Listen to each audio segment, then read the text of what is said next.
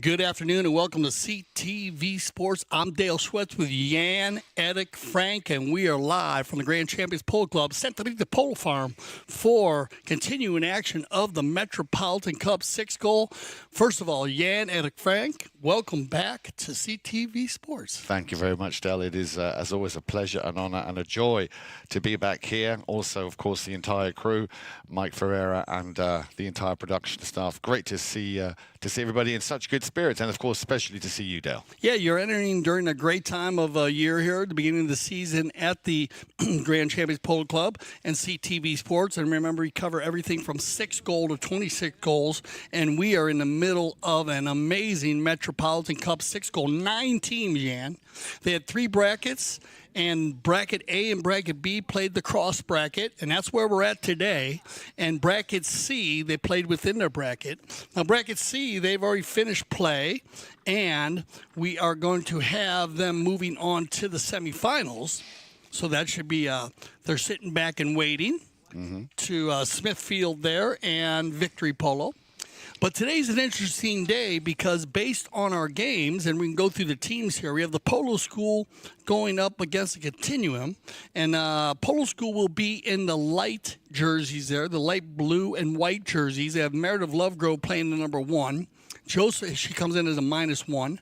Joseph Schwartz will play the number 2 on 2 goals. Dominic State will play the number 3 on 2 goals, and Leo Mandelbaum will play the number 4 on 3 goals. Three 2-goalers playing together. They come in a 5-goal team. Continuum, they're going to be in the blue jerseys. Love their dark blue, their royal blue jerseys. Phil Gutman will play the number 1. And then we have Benji Daniels at 1 goal playing number 2. Santos Bollini will play the number 3 on 2 goals. And Matias Gonzalez will play the number 4 on 4 goals, and they are a 6-goal team.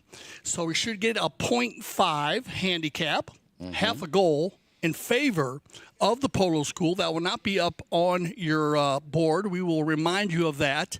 And as we get going here, Yan, this is a huge game. I mean, the Polo School is 0-2. But they would love to get a win here because Continuum, they can find their way to the semifinals.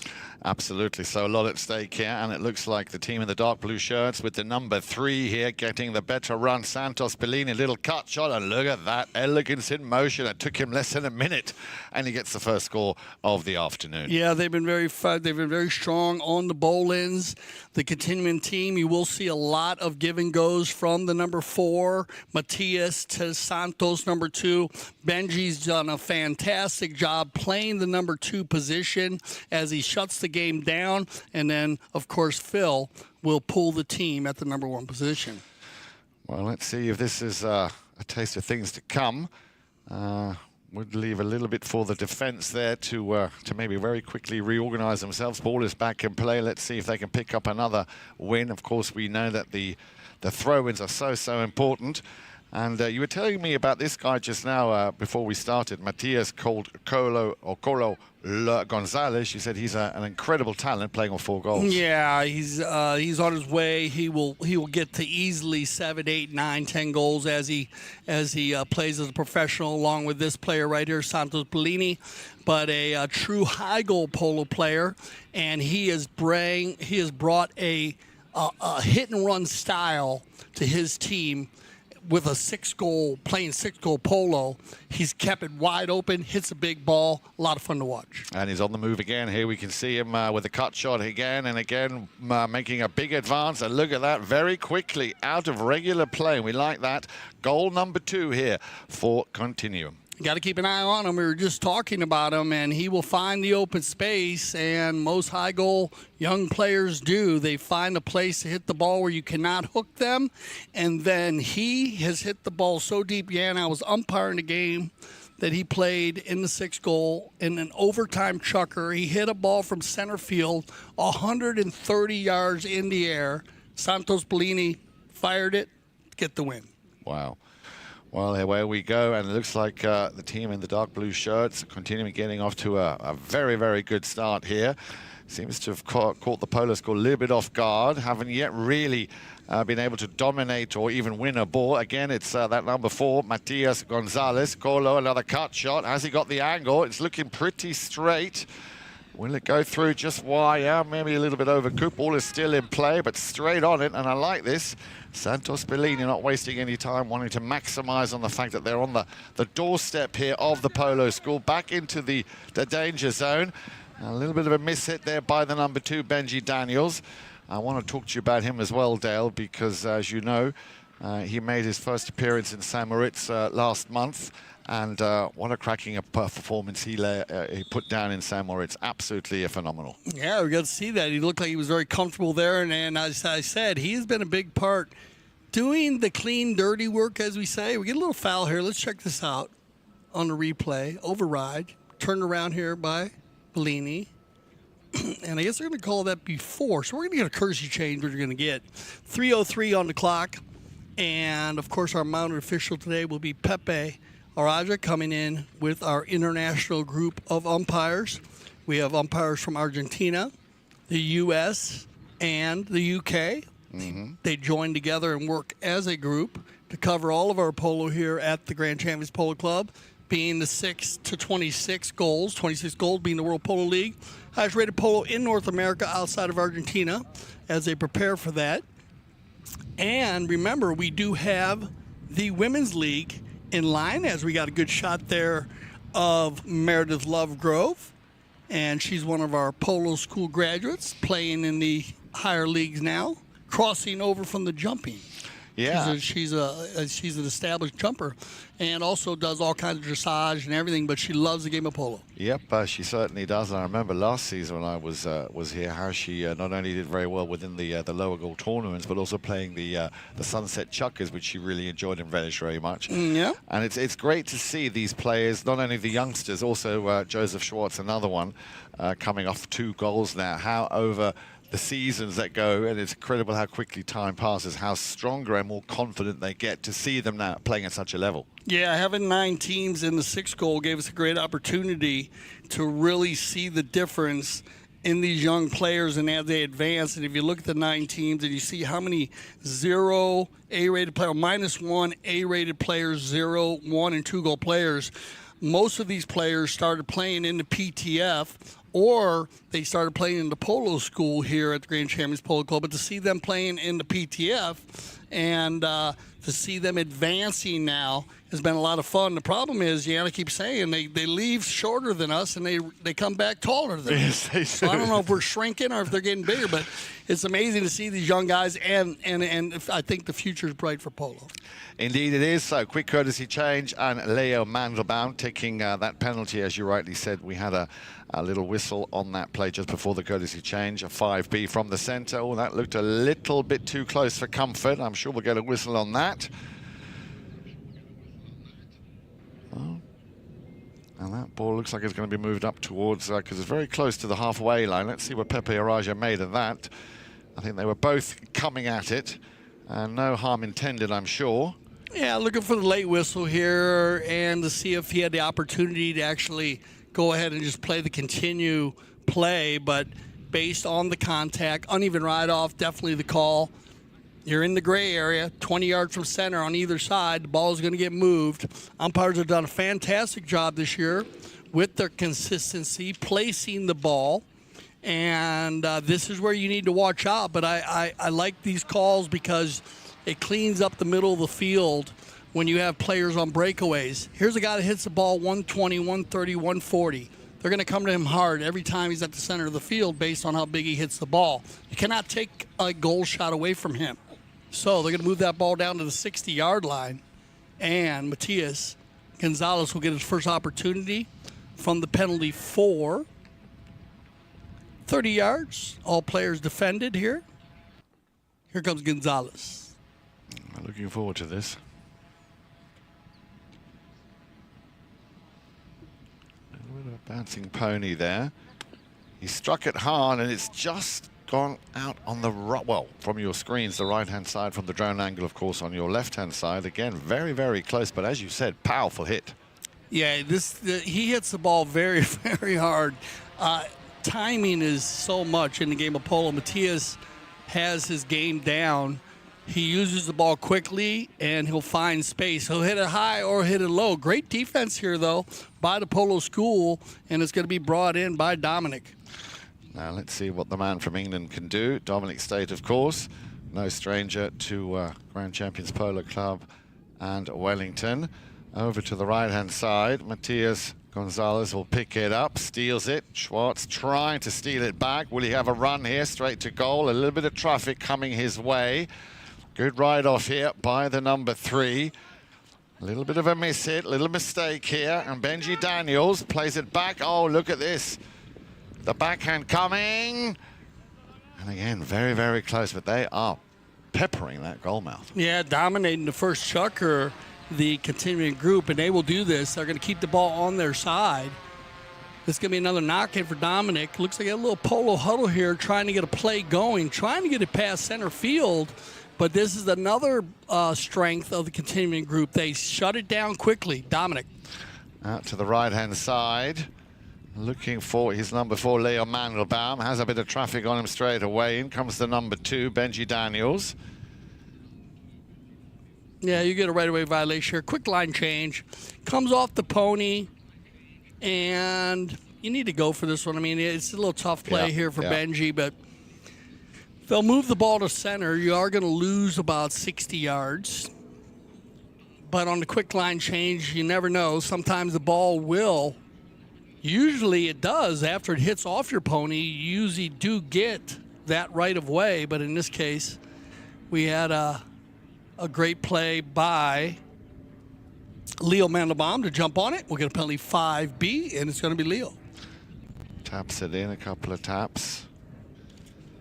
Once they get past that number 2, Benji Daniels, as I say, another one of those players who doesn't mind getting his hands dirty and doing the dirty work. We'll let that one just trickle over the back line. Secure play here by the team in the dark blue with a little bit of turquoise on the sides. I like that color combination. So Continuum have the ball. Once again, it's Gonzalez to launch another attack. Looking at his options. Go straight down the middle. That's a nice ball. And the recipient, Mr. Benji Daniels, will pick this one up. Slightly overcooked that one. Schwartz a little bit too close to pick it up. Left behind for Leo. Mandelbaum has the time and the space to turn it. Plays it out towards the boards.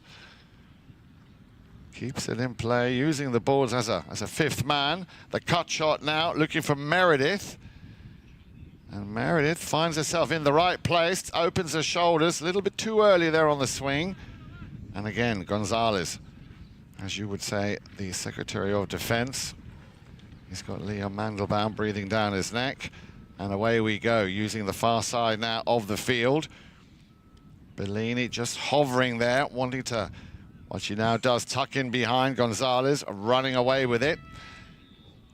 Couldn't control it. And that will bring us to the end of the first Chuckerdale. The Matias Gonzalez show? I think so. I think so. You weren't wrong. He is a lot of fun to watch. He is a lot of fun, and as you said, gets right in there. He does get in there. Well, great start here for the Continuum group. Remember, they're looking for the win here to try to get that 3-0 record. So we'll get everybody on some fresh ponies as you get a great shot here of the Santa Rita Polo Farm, Buenos Aires Field. Stay with us. We'll be right back on CTV Sports. When I founded the Taqueria 48 years ago, the goal was to service polo players fieldside and carry a complete line of polo equipment. Since those early days, we now carry everything for the horse and rider. Anything that goes on or near a horse, you're likely to find here in our store. We still have polo equipment made by polo players for polo players.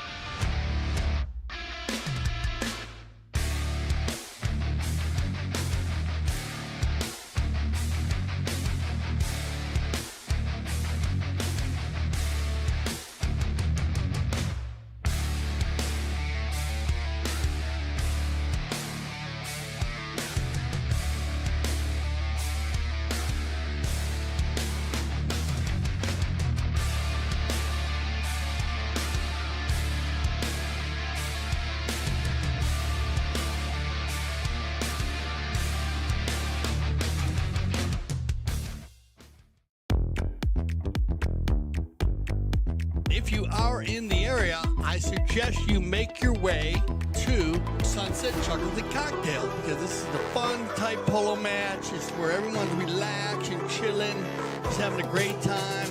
We have great hors d'oeuvres and a special drink for the day.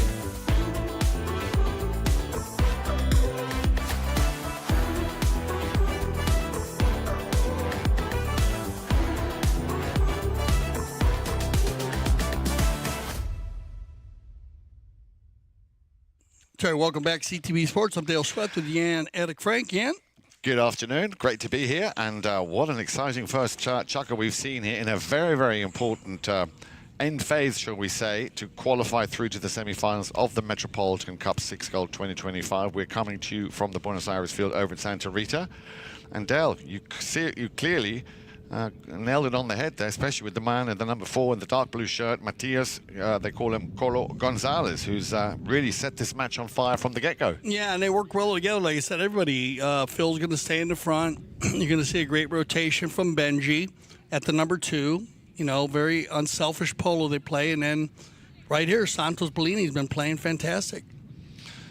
Well, Santos Bollini, of course, another one of those youngsters who also made his debut over in San Moritz 2 years ago. I think it's great that a lot of these youngsters are coming from Grand Champions Polo Club and being able to play on such an international platform and take that experience back. And as you can see here, it always pays dividend. And away we go. Guess who? Mr. number 4, Gonzalez. Having to just weave his way back round, and I like the grace and the oversight he has in utilizing the space that he needs to actually play his game. And I think it's fair to say that Continuum are very much found their rhythm from the get-go. The Polo School still struggling a little bit. This could be a chance here now for Leo Mandelbaum if he can control this. But straight away, Santos Bollini breathing down his neck. There comes the shot under the neck into that danger zone. No biddy home for the Polo School. 2 players going at it. The ball is still in play. And he tried to knock it back with an inside backhand, but it just goes out of bounds. Yeah, I think Continuum did a great job in getting the opposing team to play at their pace. Yes. And it starts with Matias. Matias gets the pace going. As you said, he's very smooth at a higher level speed. And then his team falls in line with him, Santos, Benji, and Phil. And if you don't play at that pace, you're going to have troubles with these guys. Well, that's where that expression comes from. If you snooze, you lose. But there's no chance of that happening here. Let's hope that the Polo School can find their rhythm. We are, of course, now in the second chukker. Just under 4.5 minutes remaining. Leo Mandelbaum will pick this one up. He tried to send the one up to the front door. Well done, Meredith, for waiting that ball to come to you now. Then Meredith, good first touch. And again, a lot of control. I'm liking the look of this, Dale. And there we go. Meredith Lovegrove picking up the first goal here for the Polo School. Great job by Meredith here. I like the pass by Leo. And you can see how he took his time, waited for Meredith. Meredith knowing that she needs to be not too far out in front. Perfect pass from Leo. Meredith keeps the ball out in front. And I like not trying to hit that final ball because that could be the curse sometimes. When that ball you know is going across the line, you're better to wait and either make a hook on the defending player than try to hit the ball, because if it was to hit your cane or bounce off the pony, you can lose your goal there. So great job by Meredith, making it, remember, the 0.5. So 2 to 1.5 at the moment here, as we get a good shot of Benji Daniels down in Pittskin on a new horse as we have our courtesy change. Using the courtesy change in all of our polo, of course, halfway through each game, each chukker. Well, you know what? I think that's another innovative idea. I think that was born here in America, which you are now seeing all across Europe,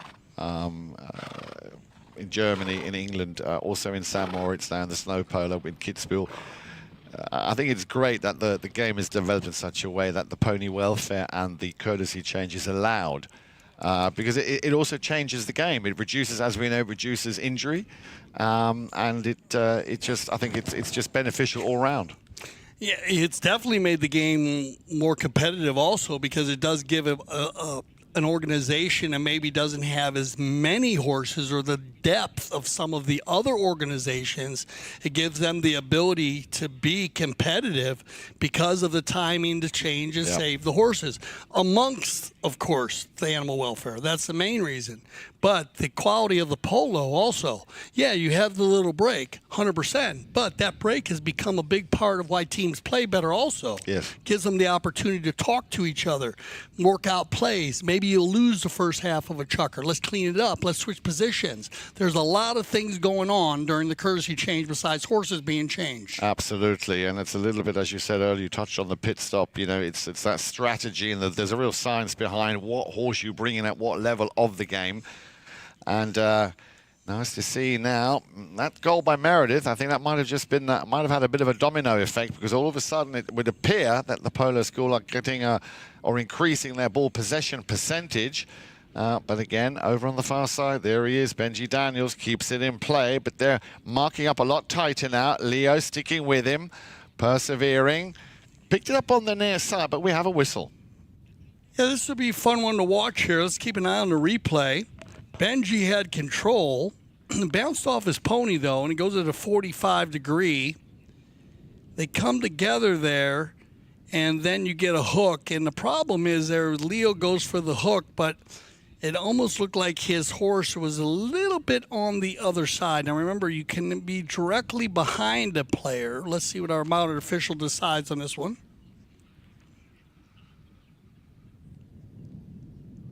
Would have been very close. Yeah, and you will see what happens. They might go with it, they might not. Yeah, it looks like they are going to. I believe. I don't think it went out. No. No foul. Yeah. Yeah, it was very... No, they're going to go with the possession here. Yeah. Yeah, makes sense. Makes sense. It was a tough call, and look at that ball go. Look at that ball go. Did that go through? Oof. No, it did.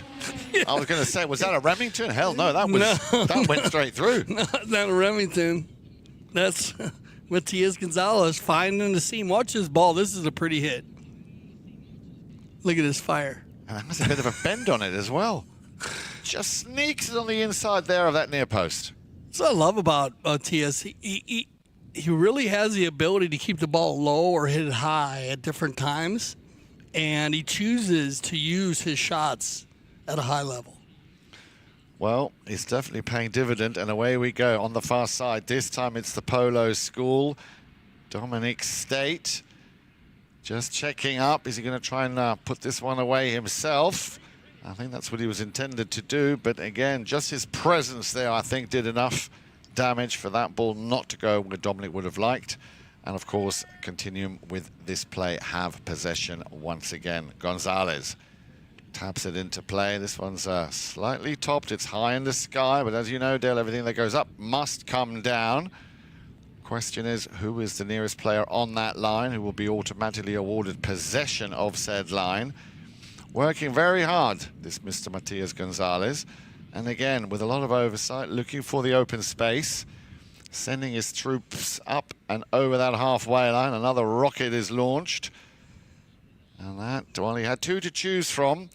He had Phil Gutman and Benji Daniels to choose from. And back to Meredith Lovegrove. Leaves it for Joseph Schwartz. Joseph now, will he work it a little bit? He also trying to, and does find the open space there. A little under the neck, deflected coming off the pony's leg. A little bit unlucky.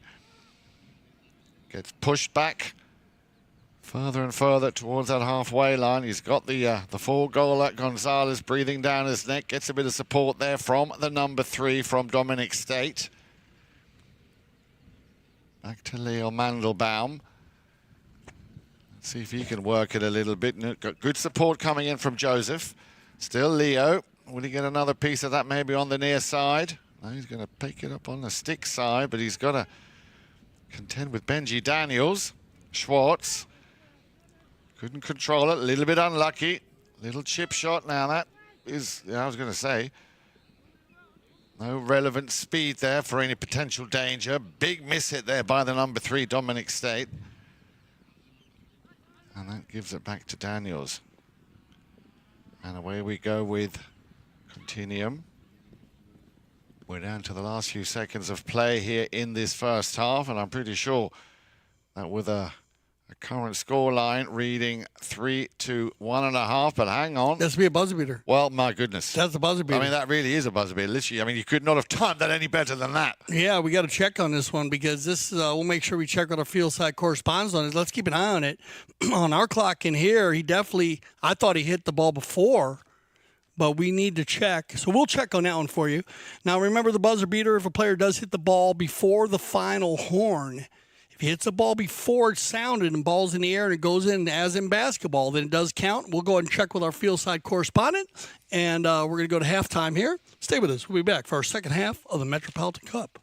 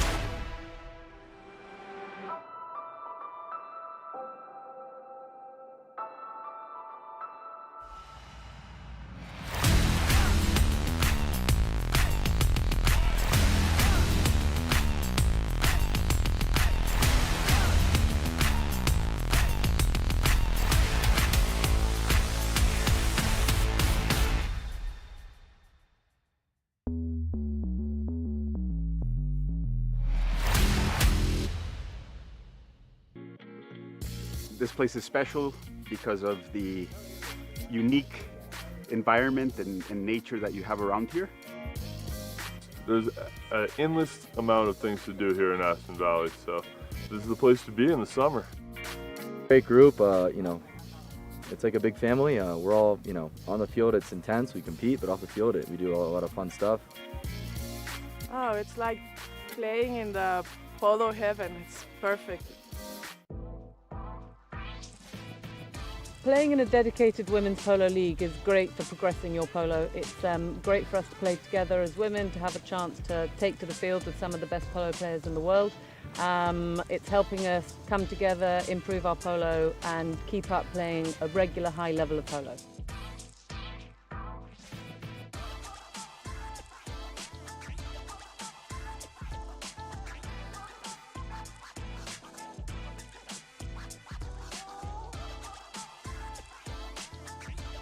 Like, I'm learning so much. I am shadowing some of the best women players in the sport, and it's just been an incredible journey, really.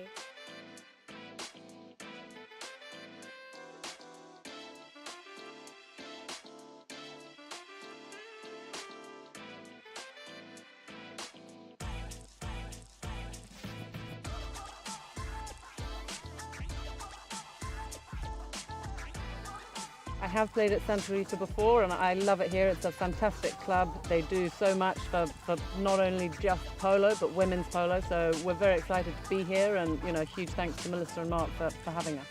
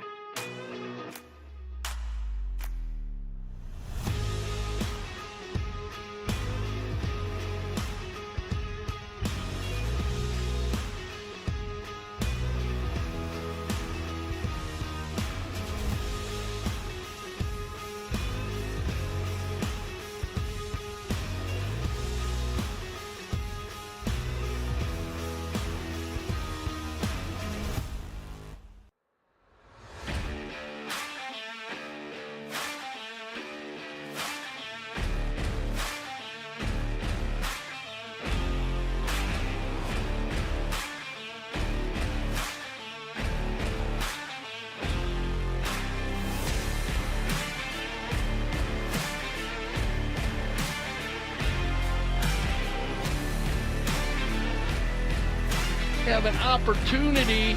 Santos Bollini gonna fire one from 60. Oh, off the post.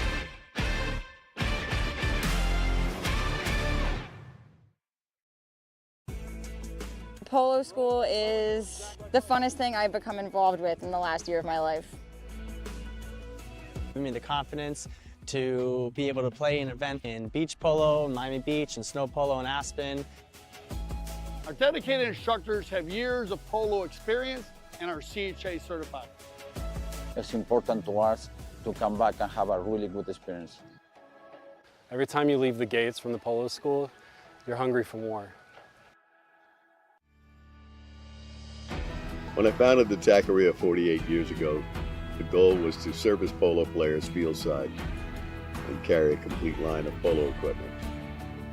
Since those early days, we now carry everything for the horse and rider. Anything goes on or near a horse, you're likely to find here in our store. We still have polo equipment made by polo players for polo players.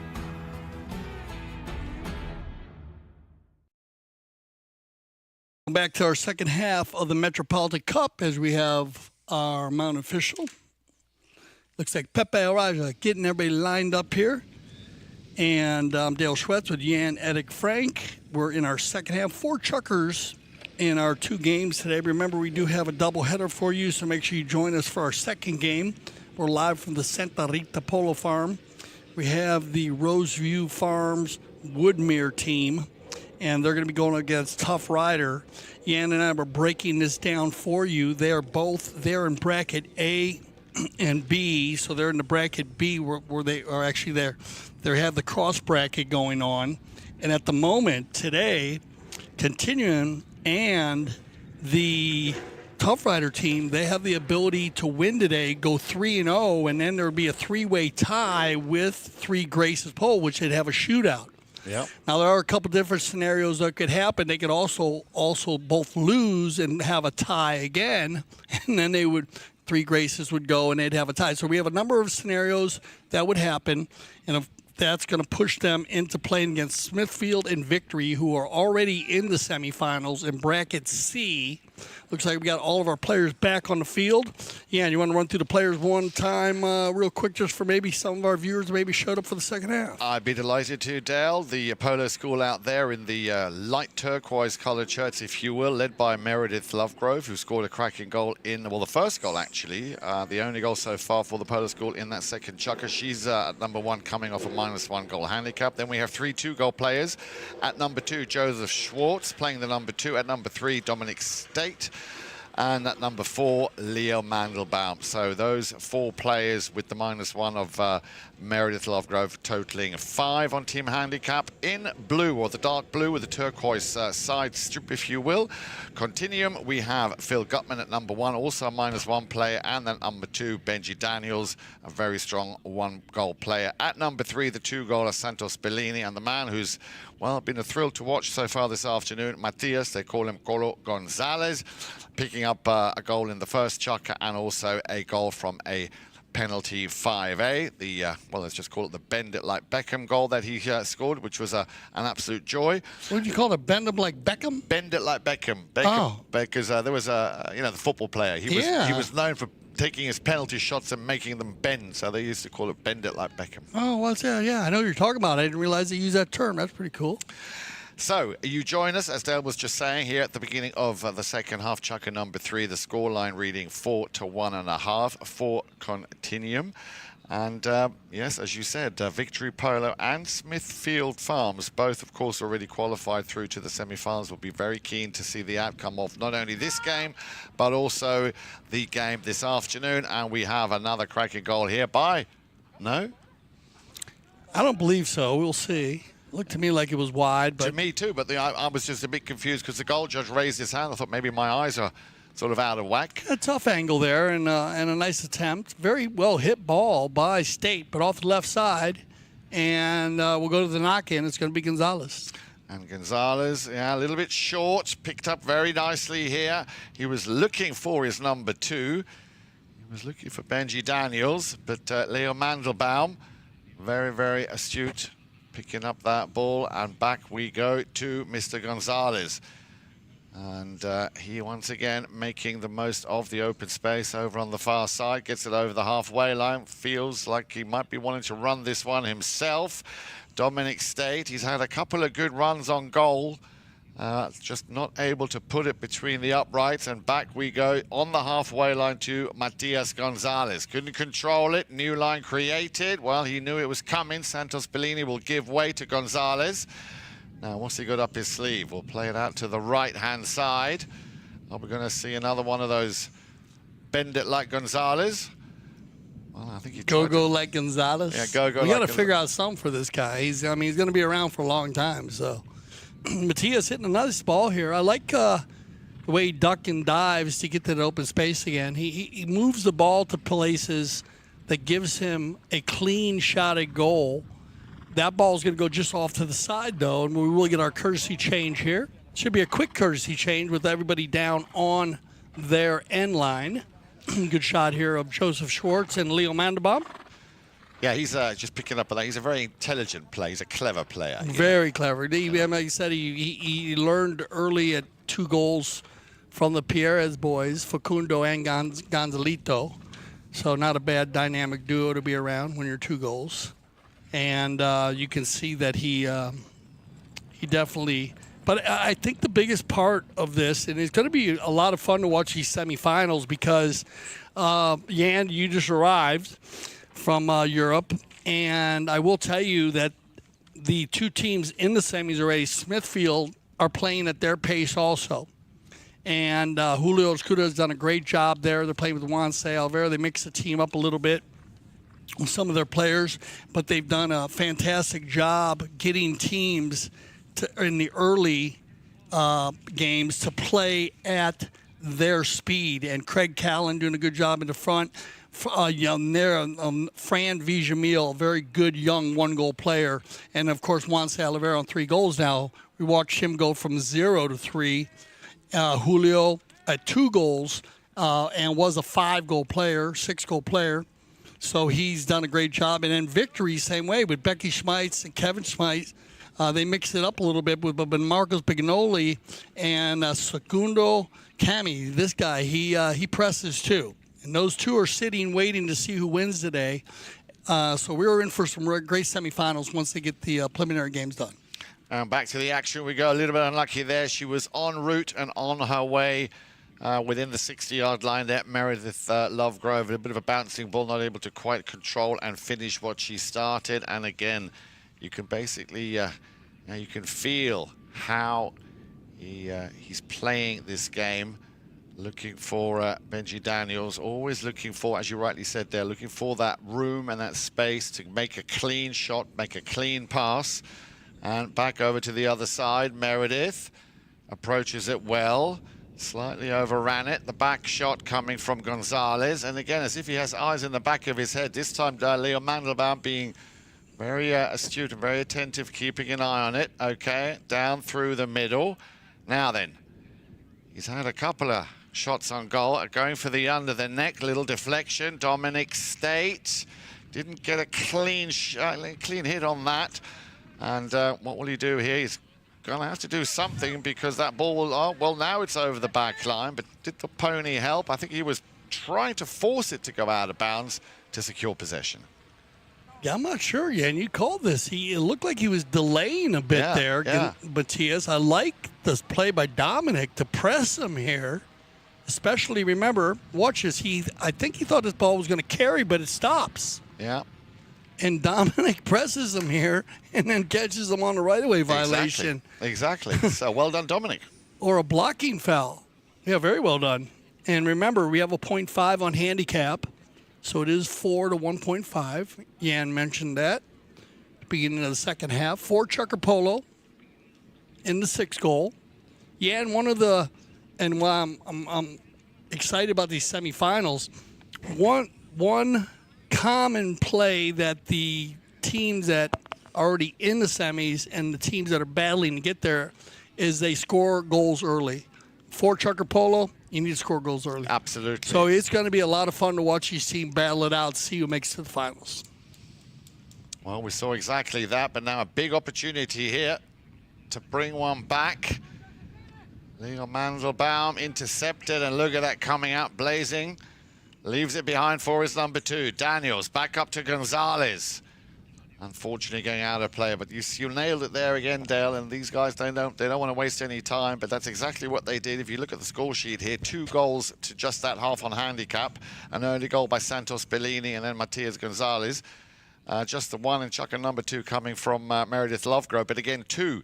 One from Benji, one from Gonzalez, and that leaves us with a 4 to 1.5 with a minute or just under remaining here in Chucker number 3. Maybe a chance here now for Mandelbaum if he can control it. Joseph Schwartz, a little backhand shot. Look how quickly he turned. Dominic into the danger zone. A good ball. And she was right there. Well done, Phil. Yeah, indeed. Well done in the defense, but also positioning play from Meredith, top draw. Yeah, I mean, this is another part also. They work with each other very well. As you see, Phil has now rotated from the number 1 position to the number 4 position. That's going to give Benji the opportunity to move up one space, Santos to move up another space, and then, of course, we've seen Matias move from the number 4, and now he'll have the ability to attack the goal quicker. So we get a whistle on play here. They'll stop the clock. We'll take a good look at this one. Yeah, I think that's pretty open. Might end of the chucker here, too. Yeah. We'll check the... Yeah, that's the chucker, Dale. That is the end of the chucker. I'm sure we'll get another look at that. When we return, you don't want to miss the action. So a goalless third chucker, but I'm sure we will see plenty more goals, we hope, in chucker number 4 when we return. Stay with us here at Metropolitan Cup 6-goal Chucker TV.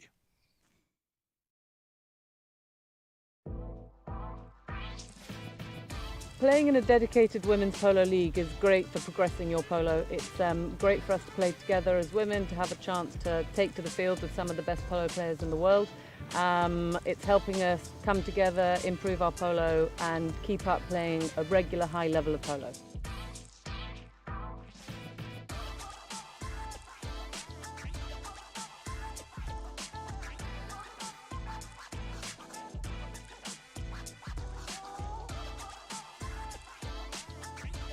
Like, I'm learning so much. I am shadowing some of the best women players in the sport, and it's just been an incredible journey, really.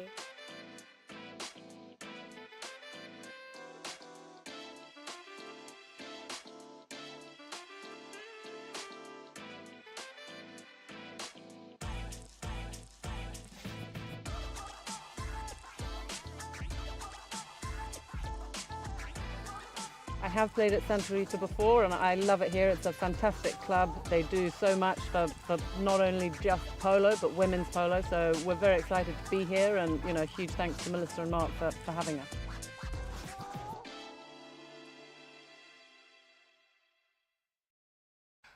Well, welcome back, everybody. CTV Sports, the Metropolitan Cup. We're in a very, very important 4th and final chukker, the first of our double-header matches with one more chukker to come. Now, we did have a situation right at the end of that last chukker. Can you run that back? Can we get a look at that or not? Well, I'm just hoping we might get another chance to see that. To me, it looked like a very straightforward right-of-way infringement there. Player coming across. It looked to me like Benji Daniels was the one that was fouled. But the whistle would suggest that the equivalent of a corner is being given No, here. not a corner. It can't be because they're in the center of the field, so it's not a 6. That's impossible. So it's got to be a penalty 5 from the spot. That would make sense, yes. Yeah. That would make sense. Yeah. I mean, the penalty 6 is a safety, so, and then you can see Matias right there teeing the ball up. And this is what's going to be fun. What do you think? I'm going to tell you, I guarantee you he hits it off the field. Okay. I'm not going to say it's going to be a goal, but I guarantee that he hits the ball far enough. He's about I'm going to say 140 from goal. Okay. Maybe 135. Well, let's see what happens. He's clearly taken enough time to tee that ball up just the way he likes it, taking a very nice long run up. So you might be right, Dale. He might not just send it off the field, but maybe send it into another postcode. Here we go then. I think I'm going to call a goal. I'm going to call a goal on this. Okay. Slightly yanked it out to the right-hand side. Ball is still in play. Joseph Schwartz, near side backhand, will clear it. Did very well. Picked up, not cleanly, but he got enough of it to work it now. Leo Mandelbaum gets a hook there from Daniels. He leaves it behind for Santos. Santos trying to send it back to Benji. Intercepted. Well done, Joseph. Couldn't control it. The Polo School have it one more time.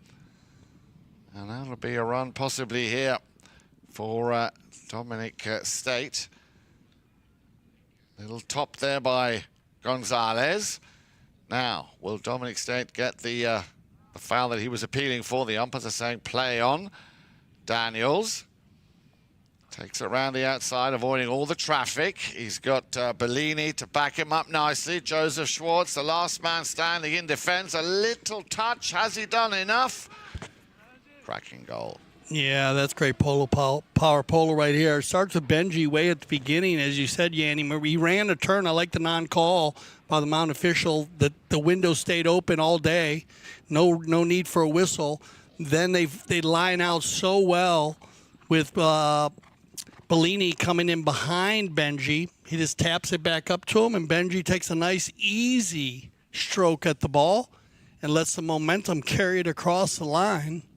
And the Continuum is looking like they might be ready for a semifinal. Well, let's have a look at the clock here. There is still plenty of time, just shy of 5 minutes. But with the scoreline now at 5 to 1.5. Let's see if the Polo School can turn this around. There's a tall order, but crazier things have happened.